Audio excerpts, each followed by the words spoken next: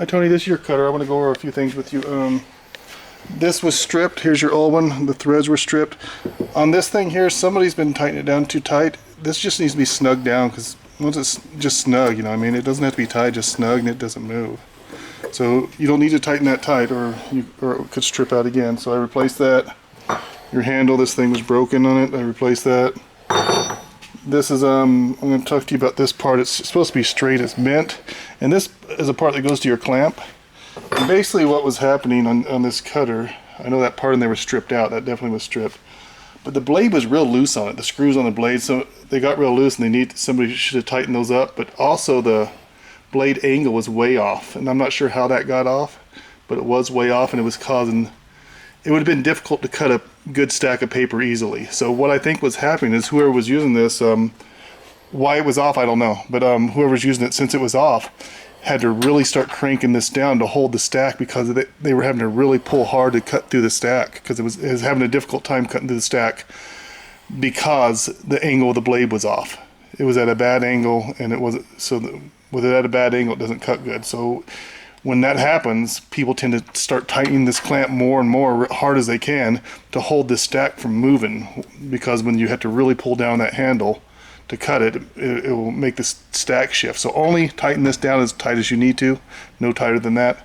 If this stack moves during cutting, obviously you gotta snug it down a little bit, but you also gotta be careful with that. After a while, I know this thing's 6 months old, the blade still seems to be okay for now, but eventually your blade will get dull, and some people start, which makes it hard to go through the stack again, which makes people start tightening this more and more instead of changing their blade like they should be. So if it starts getting tough cutting through the stacks, you need to change your blade instead of tightening this tighter, because then if you keep tightening this tighter and tighter, you'll eventually have the same problem. You'll strip those things out of you want to crank down it pretty good, but you don't want to, put all your force in it to tighten it. I'm just going to do a quick cut for you so you can see how it's cutting.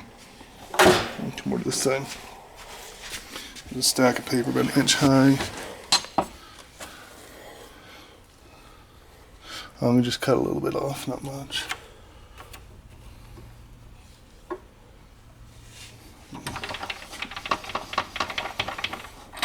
Okay.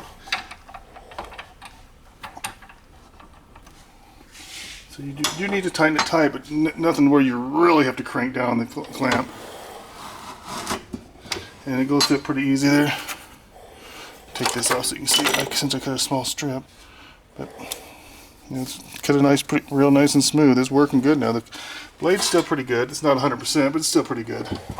That's basically it. I'm going to go ahead and send this back to you, but I just want to let you know about, be careful not to crank this down too tight. If the stack's really shifting during the cut, you got to clamp it a little tighter, of course. And do not, somebody's doing this too tight, because you'll strip another one out if you do that too tight.